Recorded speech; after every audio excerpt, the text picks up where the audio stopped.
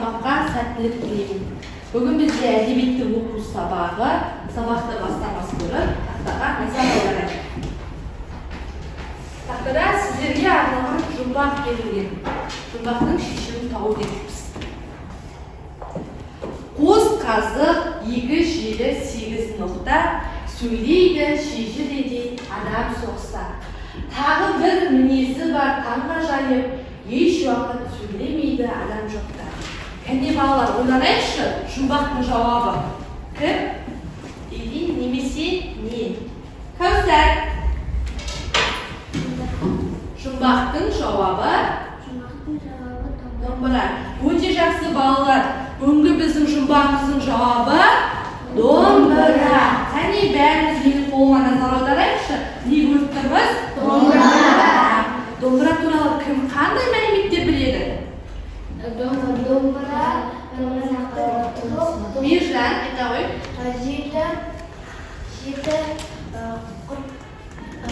Жеті Ноқтадан тұрады. Өте жақсы отыра ғой. Темірлан.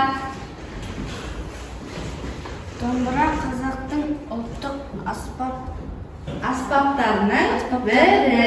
Солай ма? Отыра ғой. Өте жақсы. Сәтті оқыған білесіз, домбыраның неше шегі бар? Домбырада 2 шегі бар. Өте жақсы. Балалар, бүгінгі біздің сабағымызға домбыраның қатысы бар екенін білдік. Солай ма? Енді тақтаға назар аударайық. Кімнің суреттерін көріп тұрмыз? Күйшілердің. Бірінші суретке назар аударайық. Дәулеткерей Шұғайұлы, Құрманғазы Сағырбайұлы, Ықылас Дүкенұлы, Дина Нұрпейісова. Оқушылар, тақтада ілініп тұрған суреттер кімдер екен? Күйшілер. Дұрыс айтасыздар. Келесі.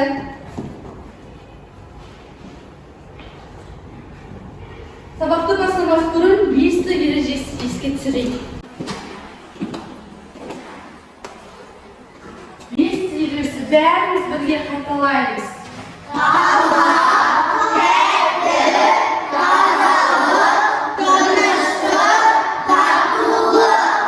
Осы 5 ережесін сабақ бойы қолданып өтеміз. Басма? Жақсы. Келесі. Бүгінгі балалар оқулығымызды ашамыз, дәптерімізді ашамыз. Бүгінгі күннің жады жазып аламыз. Бүгінгі біздің тақырыбымыз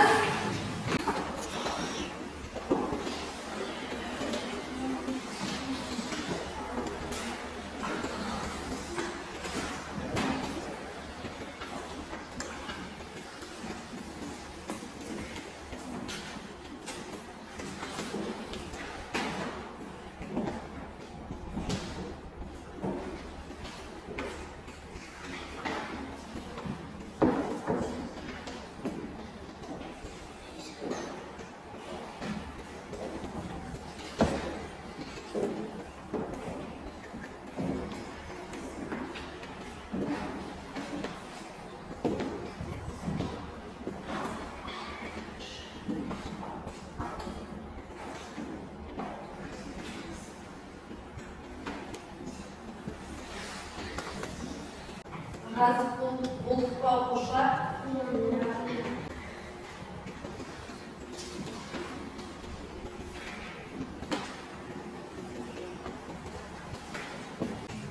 Болса, мектеп белсені тақтаға назар аударамыз.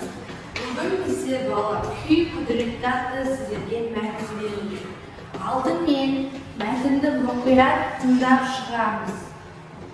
Мәтінді тыңдап болғаннан кейін мәтінге байланысты сұрақтарға жауап береміз. Түсінікті ме? Бәріміз мұқият тыңдаймыз. Бірде Фараби әмір сарайына барыпты. Онда әкімдер, ғалымдар, өнерпаздар көп жиналған екен. Құшақташа киінген Фараби елеусіз ғана бір шетте орын алады. Өзі жасап алған домбырасы мен күй тартса, жұрттың бәрі күліп, мәз-мейрам болады. Енді бір клип тартса, әлгілер қамығып, жылай бастайды. Және бір күй тартқанда бәрі маужырап, ұйықтап қалыпты. Фараби бұл күйлерді тартқан қыпшақ әл-Фараби деп хат жазыпты да өзі сарайдан шығып келіпті. Әмірші оны қанша іздесе де таба алмапты. Мәтін түсініктеме бар оқушылар? Енді мәтін бойынша сұрақтарға жауап берейік. Бірінші сұрақ: мәтін кім туралы айтылды? Кім айтады? Райымбек. Мәтін Әбу-Насыр әл-Фараби туралы айтылды. Өте жақсы. Келесі сұрақ: мәтіндегі басты кейіпкер кім? Кім жауап береді? Жансел.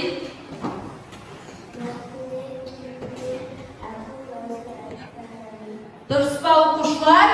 Өте жақсы. Отыра ғой. Келесі күйшінің құдіретін не деп ойлайсыздар балалар? Күйді тыңдағанда адамдар не істеді? Жаннұр.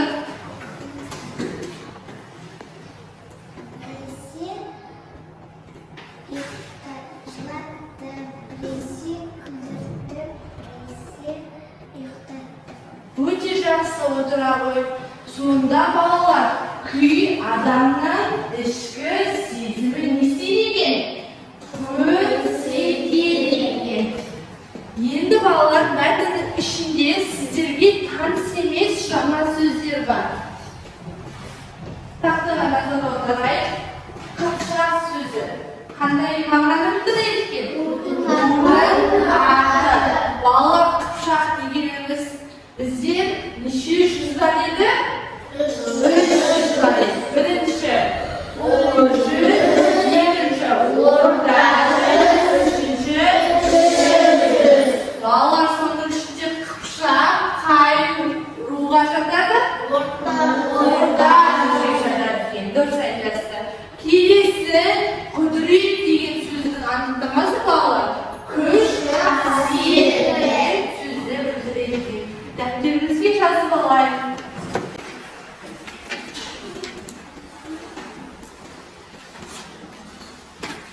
Сөздікпен жұмыс.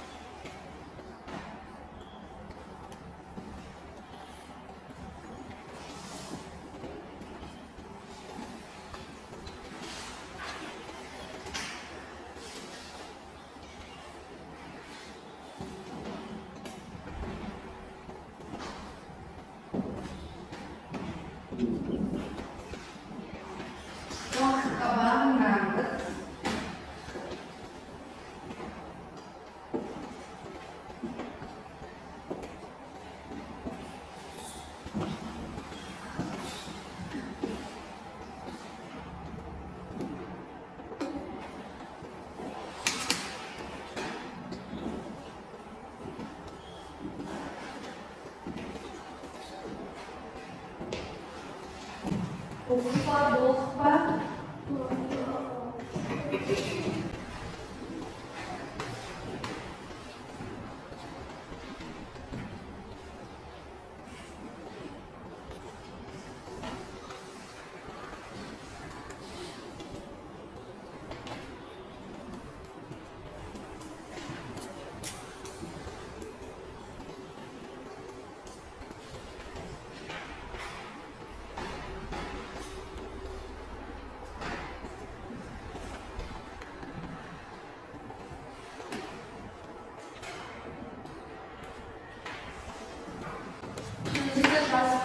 Қаламызды көтерейік. Кім жазып болған?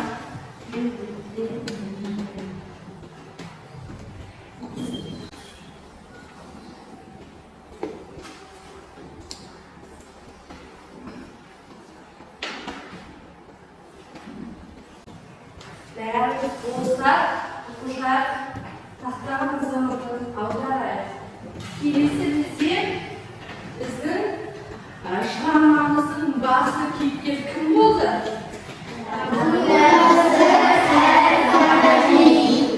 Оқушылар тақтадағы бейнероликке назар аударайық.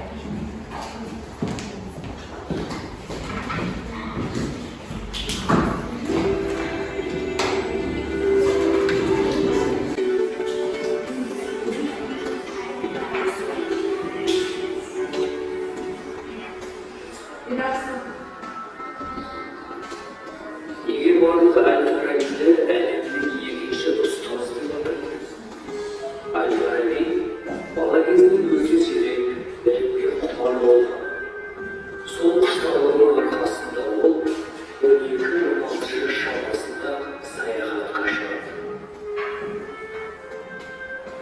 Сол замандағы әлемнің мәдени орталықтары Хорасанда, Дамаскіде, Алеппода, Мысырда болып, ғылым мен өнердің мәдениеттің ордасы әйгілі Бағдат шаһарына келіп жетеді. Бұл қалада әл-фарабидің ерекше қалыптанған оның әлемде әйгілі кітапханасы. Алғашқы кезде әл-фараби өзінің ақын, әнші, күйшілерді жақсы танытады. Сол кезде әйгілі ғалымдармен кездесіп, олардан көп тіл үйренеді. Тарихи деректер бойынша ол 70-ге жуық тіл біледі. Есейе әл-фараби ежелгі грек ғалымдар күрделі ғылыми зерттеулерін зерттей бастайды. Міне, осы кезде ол әлемнің бірінші ұстазы атанған Аристотель, Платон сынды ежелгі ойшылардың шығармаларымен танысады.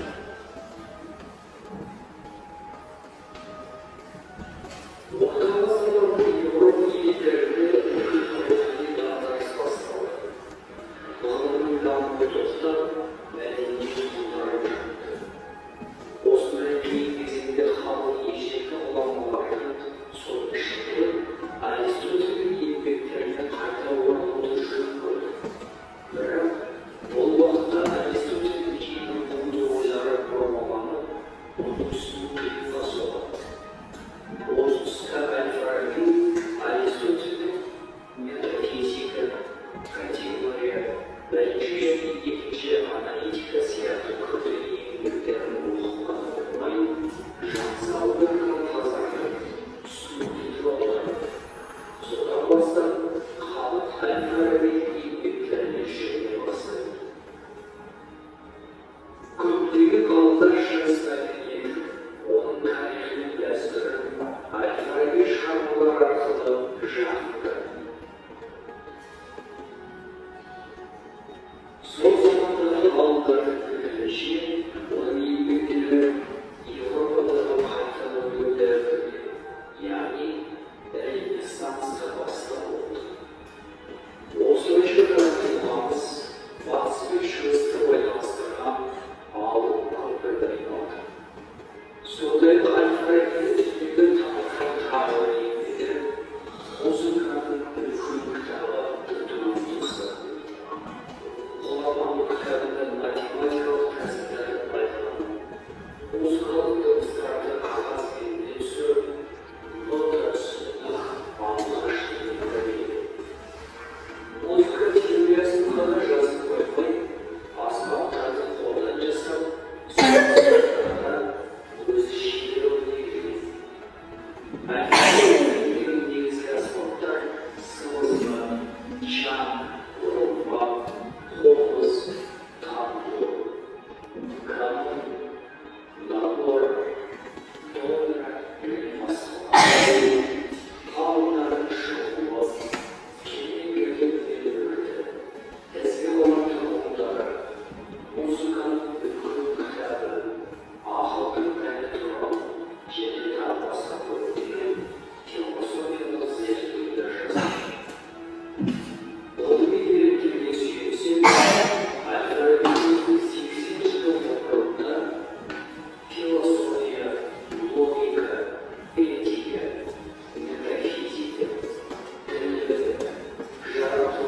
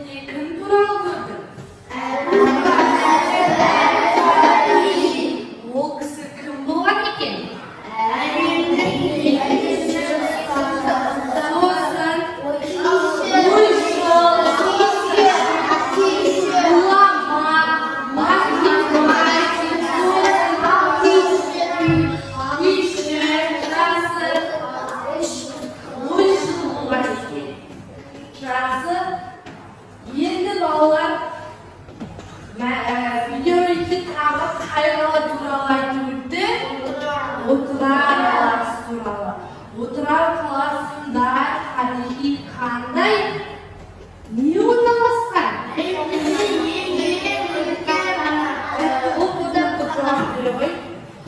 Отырар қаласында әлемдегі ең үлкен кітапхана орналасқан. Өте жақсы отырады. Ол кітапхананы кім басып ала алмаған? Ұлттық қойылтейін ақыршыда. Отырарды 6 ай бойы Шыңғысхан басып ала алмады. Өте жақсы отырады. Енді балалар, Әбу-Насыр әл-Фараби тек Қазақстанның емес, шығыс халқының ұлы ойшылы болған екен. Бүгінгі біздің сабағымыздың кейіпкері кім болды сонымен? Әбу-Насыр әл-Фараби. Өте жақсы. Жарайсыңдар. Тақтарақ назар аударайық. Әбу-Насыр әл-Фараби кім екен? Сол туралы мағлұмат алайық. Әбу-Насыр әл-Фараби оқиғыш тәтті Ежелгі отырар Әбу-Насыр әл-Фараби ежелгі отырар қаласында дүниеге келген. Әбу-Насыр әл-Фараби түркі ойшылдарының ең атақтысы, ең мәшһүрі, әлемнің 2 ұстазы аттағын алған музыкант та болған. Музыканың ұлы кітабы ғұламаның әрі музыканы жайында, әрі физика, математика жайында жазған тарихы үлкен туындысы. Өте жақсы. Балалар, сонда Әбу-Насыр әл-Фараби кім болған екен?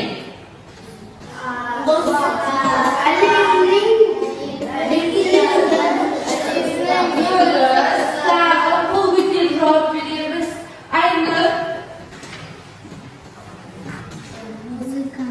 Музыкант болған. Тағы кім еді? Айнұр. Математик болған. Өте жақсы. Кәусар. Ғалым болған екен. Өте жақсы. Тағы кім айтады? Тағы болған. Мөлдір. Ойшыл болған екен. Яғни Әбу-Насыр әл-Фарабидің бойынан көптеген қасиеттер табылған екен. Жақсы балалар, әрі қарай топпен жұмыс атқарамыз. Бірінші топ. Құрманғазы тобына бірінші тақтаға назар. Топтың негізгі тапсырмаларын айтып өтейін.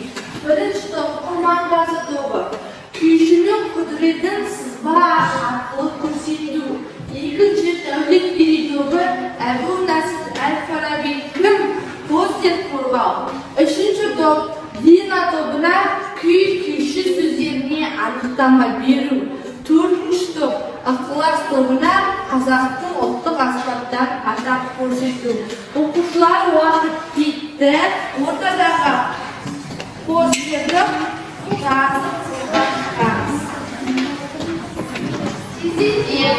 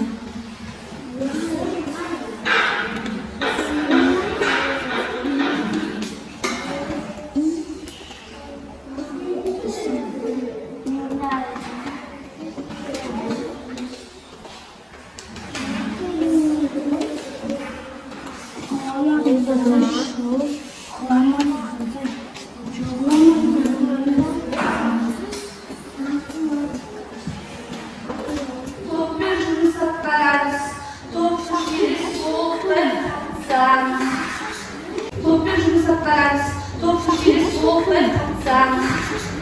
қатысамыз.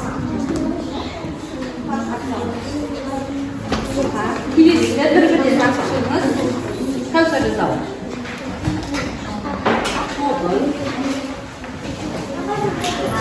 Өте жақсы, 3-ші топ болды. Күтеміз, басқа да бірінші топ болдық па? Тездетеміз. Отырамын, biraz sonra отырамын. Екінші топта болыпты, өте жақсы. Қалған екі топ тездетеміз. Бүгін бақы.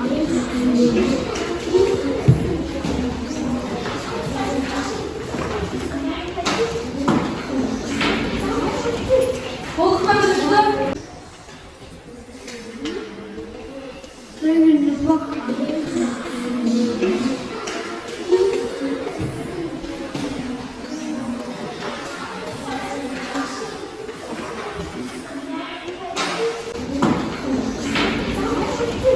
Болдық па бірінші топ?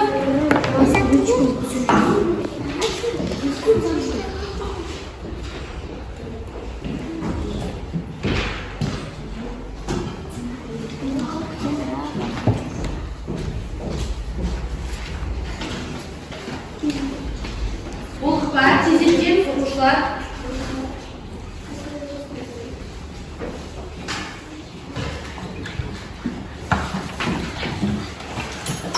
Бірінші топ қорғауға алып шығамыз постерімізді.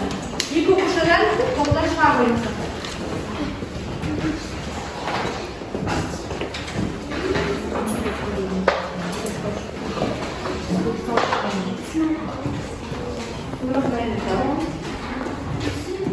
Басқа топтар бірінші топтың жұмысын тыңдаймыз және бұны бірінші топты бағалайды, екінші топ бас бармақ әдісі бағалайсыздар қазір.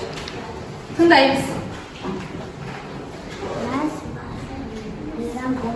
Бірінші тапсырманы айтып өтеміз, Надежда. Бірінші топқа берген тапсырма не істеу?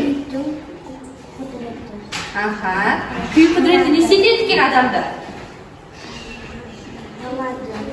Сосын. Бір бар.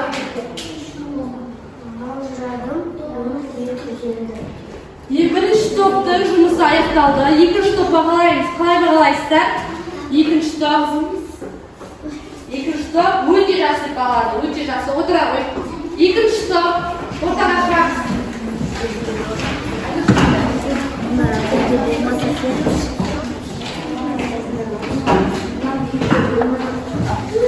Бұл екінші топқа берілген тапсырма. Әбу Насыр әл-Фараби кім екенін жазу. Математик, ғұлама, әлемнің екінші ұстазы және де ойшыл. Өте жақсы. Меруерт айтарыңыздар ма? Отыра қойыңыздар. Екінші топты бағалайды, бізде айнұрдың үшінші топ. Бағалаймыз. Қалай бағалайсыздар сіздер? Өте жақсы деп бағалады. Жақсы. Екі ортақ шығамыз, үшінші топ. Келе қойыңыз.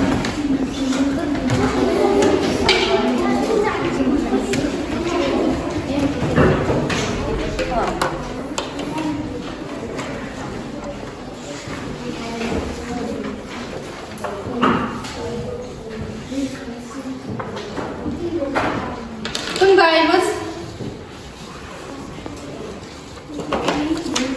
Музыкалық жан.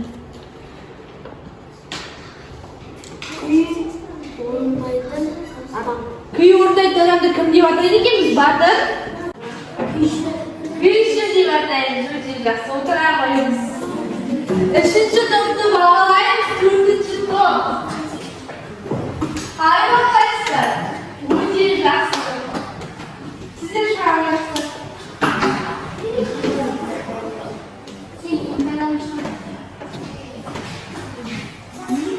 Шығарыңыз. Айталарымыз болса.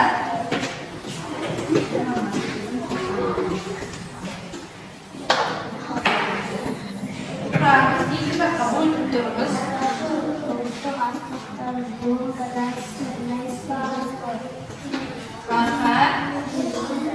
Дауысты шығарыңыз.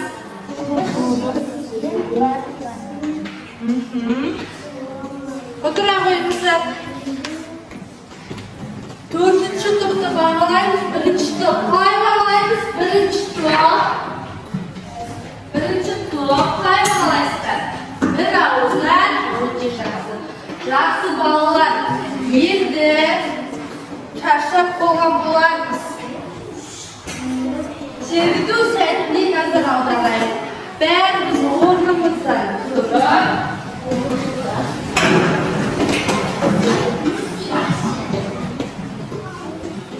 адай күйіне билейік. Кәнеки, бәріміз қыздар.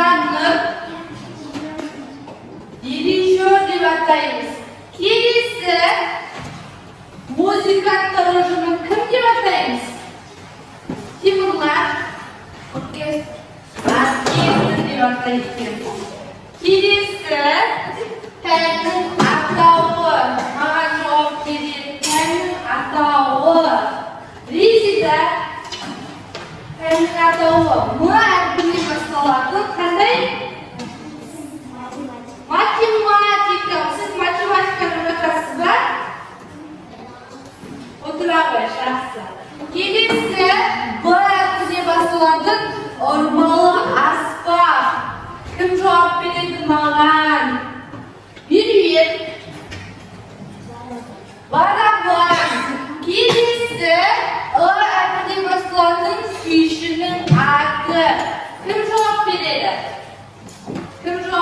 келесі ыдан басталатын.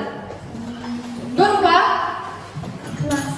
Ықылас. Дұрыс айтасыз. Отырыңыз. Келесі бізде соңғы сұрақ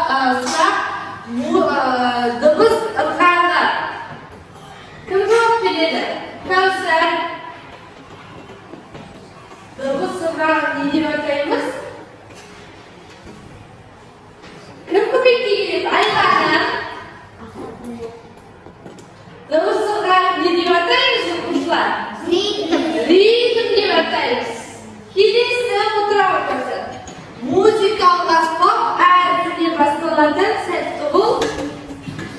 Музыкалық аспаптың аты асатаяқ. Өте жақсы.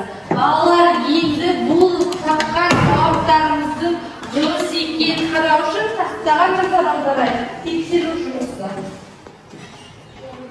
Қандай сөз шықты? Домбыра сөзі шықты. Домбыра, балалар, қазақтың несі? Ұлттық аспабы. Жақсы оқушылар. Сабақты аяқтамас бұрын бүгінгі сабақты қорытындылайық. Бүгінгі сабақ не туралы өтті? Бүгінгі сабақ не туралы өтті? Күйдің құдіреті. Қандай күштермен таныстық бүгін бізден? Қандай күштермен таныстық? Дәулеткерей сөзі. Ұрмағазы. Ықылас. Динамик секілді күштермен танысты. Сабақтың соңына рефлект жасаймыз. Тақтаға назар аударайық. Тазалық деп аталатын рефлект жасаймыз. Егер сізге тақырып бойынша алған керекті заттарыңызды өзіңізбен бірге чемоданға салып өтеміз. Егер сабақта керек емес нәрселер болды десеңіз, оны қоқыс жәшігіне саламыз. Келесі бүгінгі ақпараттарда әлі де оқуым керек, әлі де толықтырарым бар десеңіз, тақташқа бастырамыз. Алдарыңызда берген стикерге бүгінгі сабақ туралы өз ойларыңызды жазып, келіп тақтаға ілеміз.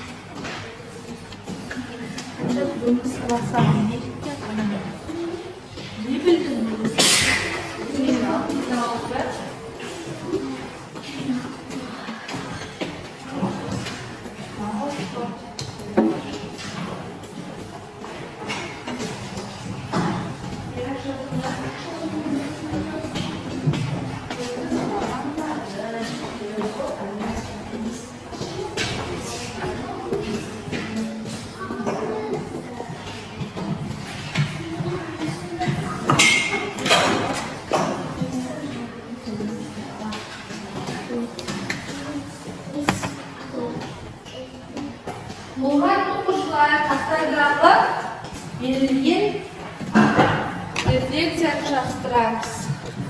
Бәріңізге сабақ ұнаған екен.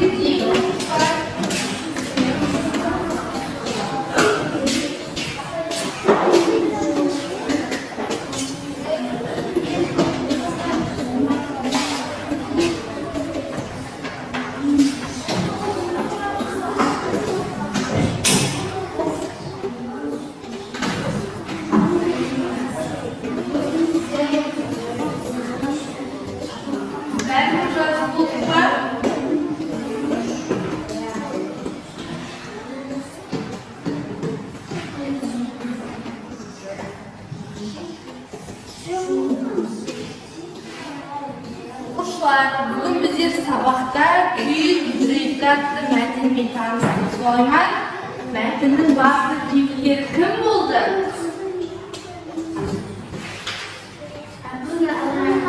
Әбу-Насыр әл-Фараби.